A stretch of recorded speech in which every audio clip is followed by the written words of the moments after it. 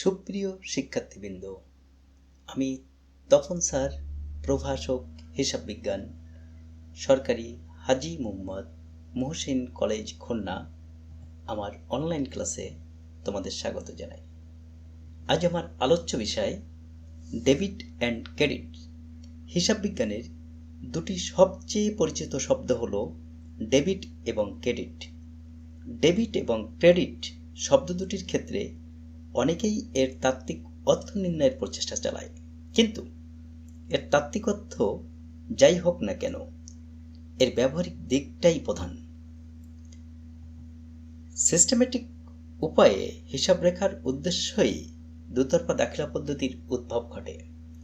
যদি আমি একটি মুদ্রাকে দুটি পিঠ ধরি, একটি পিঠ যাকে লেফট সাইড, একে যদি ডেবিট বলা হয়, অপর পিঠ রাইট সাইড, তাকে ক্রেডিট ধরা হয়েছে। অর্থাৎ দুতরফা দাখিলা পদ্ধতির উদ্ভাবক লুকা প্যাসিওলি দুতরফা দাখিলা পদ্ধতি বলতে মূলত দুটি পক্ষকে বুঝিয়েছেন। অর্থাৎ দুটি পক্ষ ছাড়া কোনো লেনদেন হতে পারে না।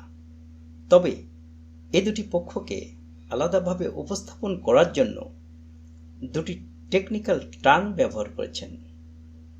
এই টার্ম দুটির নাম ডেবিট এবং ক্রেডিট। তিনি বলেছেন, entering an amount on the left side of an account is called debiting the account. On the other hand, making an entry on the right side is crediting the account. অর্থাৎ হিসাবের বাম পাশে যা বসানো হয় তাকেই হিসাবের ডেবিট বলা হবে, এবং ডান পাশে যা বসানো হয় তাকে হিসাবের ক্রেডিট বলা হয়। তিনি হিসাবকে টি ছকে প্রকাশ করেছেন। টি ছকের বাম পাশ অর্থাৎ লেফট সাইডকে ডেবিট চিহ্নিত করেছেন এবং রাইট সাইড ডান পাশকে ক্রেডিট চিহ্নিত করেছেন। এভাবে প্রত্যেকটি হিসাব খাত দেখিয়েছেন। কোনো লেনদেনের হিসাবের বইতে লিপিবদ্ধ করার জন্য প্রথমে উক্ত লেনদেনের সাথে জড়িত দুটি হিসাব খাত শনাক্ত করে কোনটি কোন শ্রেণীর হিসাব তা নির্ধারণ করতে হবে। তারপর নিয়ম অনুযায়ী প্রতিটি হিসাবের দুটি পক্ষকে সমপরিমাণ অর্থ দ্বারা ডেবিট এবং ক্রেডিট নির্ণয় করতে হবে। এখানে দেখো, 100 টাকা যদি ডেবিট হয়, অবশ্যই অন্যদিকে 100 টাকাকে ক্রেডিট করা হয়েছে, অর্থাৎ total of debit equal total of credit. লেনদেনের দুটি পক্ষের এরূপ লিপিবদ্ধকরণের নিয়মকে হিসাবে সোনালী সূত্র বা গোল্ডেন রুল বলে। এই গোল্ডেন রুলকে দুটি ভাগে বিভক্ত করা হয়েছে, একটি সনাতন পদ্ধতি অর্থাৎ ট্র্যাডিশনাল মেথড, অন্যটি আধুনিক বা সমীকরণ পদ্ধতি, মডার্ন বা ইকুয়েশন মেথড। Traditional method. সনাতন পদ্ধতিতে হিসাবের শ্রেণী বিভাগের উপর ভিত্তি করেই হিসাবের ডেবিট এবং ক্রেডিট নির্ণয় করা হয়। সনাতনী পদ্ধতিতে হিসাবকে মূলত তিনটি ভাগে বিভক্ত করা হয়েছে: ব্যক্তিবাচক হিসাব বা পার্সোনাল অ্যাকাউন্ট, সম্পত্তিবাচক হিসাব বা রিয়েল অ্যাকাউন্ট, এবং আয় ও ব্যয়বাচক হিসাব নমিনাল অ্যাকাউন্ট। আধুনিক পদ্ধতি বা ইকুয়েশন মেথড। আধুনিক পদ্ধতিতে হিসাবকে এখন আর বিভাগ বা উপবিভাগে ভাগ করা হয় না, বরং বর্তমানে প্রত্যেকটি হিসাবকে স্বতন্ত্র মনে করা হয়। লেনদেনের দ্বৈত সত্তার উপর ভিত্তি করে আধুনিক বিশ্ব হিসাব বিজ্ঞানের একটি গাণিতিক সূত্র আবিষ্কার করেছে, যার নাম হিসাব সমীকরণ। প্রত্যেকটি লেনদেনের দ্বারা এই সমীকরণ প্রভাবিত হয়। এই সমীকরণের মূল কথা হলো মোট সম্পত্তি সমান মোট সম্পত্তির উপর অধিকার। মোট সম্পত্তির উপর অধিকারকে আবার দুটি ভাগে বিভক্ত করা হয়েছে: এক, অন্তদায় বা মালিকানা সত্ত্ব, এবং দুই, বহির্দায় বা পাওনাদার সুতরাং সমীকরণ দাঁড়ায় A equal L plus P, অর্থাৎ asset equal liabilities plus equity. Equity equal owners equity minus dividend plus written earnings. Written earnings mean revenue minus expense. So, equity equal owners equity minus dividend plus revenue minus expense. এখানে একটি বিষয় স্মরণ রাখতে হবে যে কোনো সম্পত্তি ক্রয় বিক্রয় করলে উক্ত সম্পত্তি হ্রাস বা বৃদ্ধি পায়, কিন্তু প্রতিষ্ঠানে কোনো আয় বা ব্যয় হলে তার ফলাফল লাভ বা ক্ষতি সরাসরি মালিকানার উপর প্রভাব পড়ে। সুতরাং এই বিবেচনায় সমীকরণটি দাঁড়াবে এরূপ: A equal L plus P plus R minus E।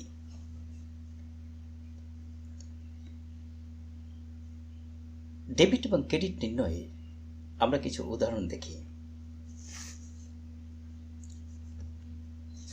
ব্যক্তিবাচক হিসাব প্রথমে আসা যাক।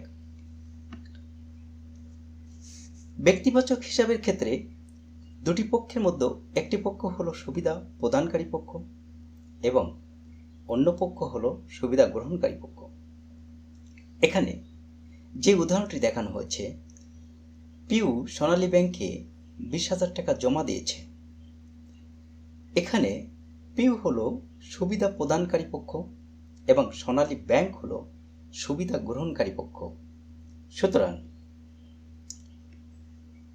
হিসাবের নিয়ম অনুযায়ী সুবিধা প্রদানকারী পিউ ক্রেডিট হবে এবং সুবিধা গ্রহণকারী সোনালী ব্যাংক ডেবিট হবে। অর্থাৎ increase with debit Sonali bank, decrease with debit of পিউ। এবার আসা যাক, মালিক ব্যবসায়ের প্রয়োজনে 50,000 টাকা মূলধন আনয়ন করলেন। এই নিয়ম অনুযায়ী স্বত্বাধিকারী সর্বদাই ক্রেডিট উদ্বৃত্ত প্রকাশ করবে। আরও সহজভাবে বলতে গেলে স্বত্বাধিকারী বা মালিকানার ভিত্তিই কিন্তু ক্রেডিট। যদি কোনো লেনদেনের ফলে মালিকানার স্বত্ব বৃদ্ধি পায় তবে তা ক্রেডিট হবে, আর যদি হ্রাস পায় তবে তা ডেবিট হবে। এখানে দেখো, মালিক ব্যবসায়ের প্রয়োজনে 50,000 টাকা মূলধন আনয়ন করলেন। এই লেনদেনটির দ্বারা নগদ অর্থ বাড়ছে এবং ব্যবসায়ের মূলধনও বেড়েছে। সুতরাং এক্ষেত্রে কিন্তু এর প্রয়োগটা দেখো, যে মূলধন ক্যাপিটাল অ্যাকাউন্ট আছে সেটি অবশ্যই ক্রেডিট হবে। অর্থাৎ সমীকরণ দ্বারা এরকম: নগদ অর্থ অর্থাৎ নগদ হিসাব বেড়েছে, ইনক্রিজ উইথ ডেবিট, সেক্ষেত্রে 50,000 টাকা হয়েছে। মূলধন বেড়েছে, ইনক্রিজ উইথ ক্রেডিট, 50,000 টাকা পেয়েছে। তবে একটি বিষয় তোমাদের মনে রাখতে হবে, মালিক যদি ব্যবসা থেকে টাকা উত্তোলন করে তবে তার স্বত্বাধিকারী কমে যাবে বা মূলধন কমে যাবে, সেক্ষেত্রে মূলধন কিন্তু ডেবিট হবে, অর্থাৎ ডিক্রিজ উইথ ক্রেডিট। সেক্ষেত্রে কিন্তু মূলধন ক্রেডিট থেকে ডেবিট অবশ্যই দেখাতে হবে। এবার আসা যাক,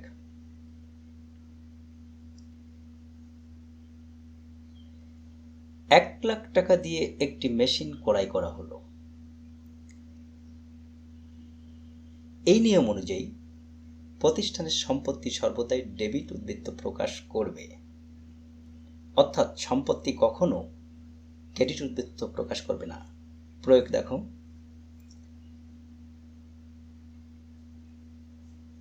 আরো সহজভাবে বলতে গেলে সম্পত্তির ভিত্তিই কিন্তু ডেবিট। যদি কোনো লেনদেনের ফলে সম্পত্তি বৃদ্ধি পায় তবে তা ডেবিট হবে, আর যদি হ্রাস পায় তবে তা ক্রেডিট হবে। এখানে দেখো, 1,00,000 টাকা দিয়ে একটি মেশিন ক্রয় করা হলো। এই লেনদেনটির দুটি পক্ষ, একটি মেশিন, অন্যটি নগদ। যেহেতু উক্ত ক্রয়ের ফলে প্রতিষ্ঠানে মেশিনারি নামক সম্পত্তি বৃদ্ধি পেয়েছে, সেহেতু মেশিনারি নামক সম্পত্তিটি ডেবিট করতে হবে। দেখো, এখানে ডেবিট করা হয়েছে। সেক্ষেত্রে মেশিন ডেবিট হয়েছে, ইনক্রিজ উইথ ডেবিট, এবং নগদ অর্থ চলে গিয়েছে বা হ্রাস পেয়েছে, সুতরাং সম্পত্তি ক্রেডিট হবে। সেক্ষেত্রে কিন্তু ডিক্রিজ উইথ ডেবিট এটি প্রকাশ করবে। সুতরাং এক্ষেত্রে বলা যায় সম্পত্তি বৃদ্ধি পেলে ডেবিট, সম্পত্তি হ্রাস পেলে ক্রেডিট। পরবর্তী উদাহরণে আসা যাক।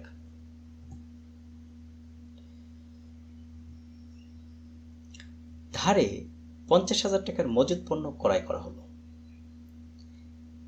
এটি লাইবিলিটিস। এই নিয়ম অনুযায়ী প্রতিষ্ঠানের দায় সর্বদাই ক্রেডিট উদ্বৃত্ত প্রকাশ করবে, দায় কখনোই ডেবিট উদ্বৃত্ত প্রকাশ করবে না। প্রয়োগ দেখো। আরো সহজভাবে বলতে গেলে দায়ের ভিত্তি ক্রেডিট। যদি কোনো লেনদেনের ফলে দায় বৃদ্ধি পায় তবে তা ক্রেডিট হবে, আর যদি হ্রাস পায় তবে তা ডেবিট হবে। দেখো এখানে 50,000 টাকা মজুদ পণ্য ক্রয় করা হলো। এই লেনদেনটির দুটি পক্ষ হলো, একটি মার্চেন্ডাইজ অর্থাৎ মজুদ পণ্য এবং অন্যটি পাওনাদার। এই লেনদেনের দ্বারা প্রতিষ্ঠানের দায়ের পরিমাণ বৃদ্ধি পেয়েছে, সুতরাং পাওনাদার হিসাবকে কিন্তু ক্রেডিট করা হয়েছে। আবার যদি পাওনাদার অর্থাৎ যেটা অ্যাকাউন্টস পেয়াবেল পরিশোধ করা হয় তবে দায়ের পরিমাণ কিন্তু হ্রাস পাবে। সুতরাং এক্ষেত্রে একটি কথা মনে রাখতে হবে, যেহেতু এটি একটি সমীকরণ, দেখো মজুদ পণ্য বৃদ্ধি পেয়েছে, সুতরাং ইনক্রিজ উইথ ডেবিট হয়েছে 50,000 টাকা, এবং পাওনাদার বৃদ্ধি পেয়েছে, ইনক্রিজ উইথ ক্রেডিট হয়েছে 50,000 টাকা। তবে এই কথাটি মনে রাখতে হবে, দায়ের ভিত্তি ক্রেডিট, দায় বৃদ্ধি পেলে ক্রেডিট হবে এবং দায় হ্রাস পেলে ডেবিট হবে। এবার আসা যাক, 50,000 টাকার পণ্য বিক্রয় করা হলো। এটি ইনকাম। এই নিয়ম অনুযায়ী রেভিনিউ বা আয় সর্বদা কিন্তু ক্রেডিট উদ্বৃত্ত প্রকাশ করবে। আরো সহজভাবে তুমি যদি মনে রাখতে চাও, সেটি আয়ের ভিত্তি হলো ক্রেডিট। প্রয়োগ দেখো।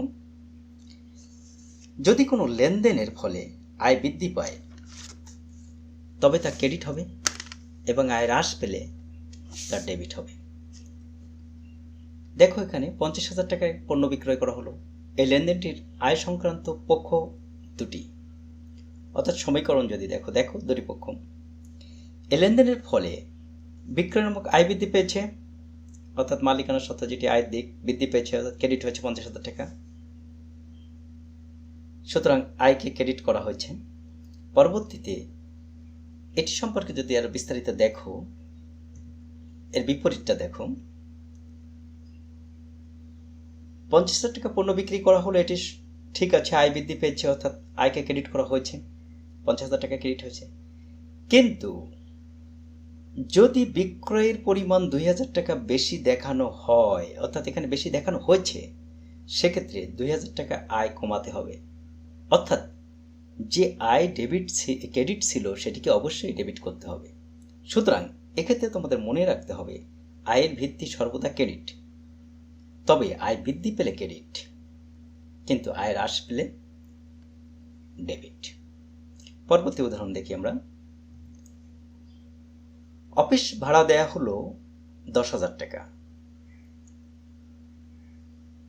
এই নিয়ম অনুযায়ী খরচ বা ব্যয় সর্বদাই ডেবিট উদ্বৃত্ত প্রকাশ করে। অবশ্য প্রয়োগটি দেখতে পেয়েছ।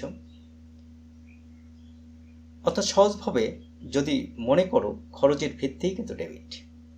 যদি কোনো লেনদেনের ফলে খরচ বৃদ্ধি পায় তবে তা ডেবিট হবে, আর যদি হ্রাস পায় তবে তা ক্রেডিট হবে। যেমন এখানে দেখো 10,000 টাকা ভাড়া দেওয়া হচ্ছে, লেনদেনটির ফলে ভাড়া নামক ব্যয় বৃদ্ধি পেয়েছে, তাই ভাড়া হিসাবকে ডেবিট করেছে। এখানে একটি সমীকরণ দেখানো হয়েছে, অর্থাৎ সমীকরণটি কি দেখানো হয়েছে, নগদ পরিমাণ কমছে, অর্থাৎ ডিক্রিজ উইথ ডেবিট, এবং মালিকানা সত্ত্ব যেটি, অর্থাৎ মালিকানা সত্ত্বেও কমছে, ডিক্রিজ উইথ ক্রেডিট। কিন্তু এর বাস্তব প্রয়োগটি দেখো, যেই ভাড়া, অর্থাৎ অফিস ভাড়া দেওয়া হয়েছে 10,000 টাকা, এক্ষেত্রে কিন্তু ভাড়া বাবদ বৃদ্ধি পেয়েছে 10,000 টাকা, অর্থাৎ এটির ফলে কিন্তু ভাড়া বৃদ্ধি পেয়েছে 10,000 টাকা, ভাড়া হিসাবকে ডেবিট করা হয়েছে। কিন্তু বলা হচ্ছে ভাড়া অতিরিক্ত দেওয়া হয়েছে 3,000 টাকা। এক্ষেত্রে কিন্তু তোমাদের মনে রাখতে হবে, যদি কখনো বেশি দেওয়া হয়ে থাকে সেক্ষেত্রে ভাড়াকে কমাতে হবে এবং ভাড়া হিসাবকে ক্রেডিট করতে হবে। সুতরাং এই বিষয়টি তোমাদের মনে রাখতে হবে, খরচের ব্যাপারটি, যে খরচের ভিত্তি ডেবিট, কিন্তু সেটি যদি খরচ বৃদ্ধি পেলে ডেবিট, খরচ হ্রাস পেলে তাকে অবশ্যই ক্রেডিট করতে হবে। প্রয়োগটি অবশ্যই বুঝতে পেরেছ। সুতরাং সর্বশেষ আমরা বলতে পারি ডেবিট এবং ক্রেডিট অর্থাৎ সম্পদ, দায়, খরচ, আয়, লভ্যাংশ, মালিকানা সত্ত্ব, এই সব মিলিয়ে সম্পদ, খরচ, লভ্যাংশ যদি বাড়ে অর্থাৎ ইনক্রিজ উইথ ডেবিট, যদি হ্রাস পায় ডিক্রিজ উইথ ক্রেডিট। দায়ের কথা আসি, দায়, আয়, মালিকানা সত্ত্ব এটি ক্রেডিট, তবে increase with credit, decrease with debit. সুতরাং তোমরা ডেবিট এবং ক্রেডিট নির্ণয়ের বিস্তারিত তথ্য বুঝতে পেরেছ এবং উদাহরণ থেকে সহজেই তোমরা বুঝতে পেরেছ। সুপ্রিয় শিক্ষার্থীবৃন্দ, তোমাদের সুস্বাস্থ্য এবং সুন্দর ভবিষ্যৎ প্রত্যাশা করে আজ এখানেই শেষ করছি।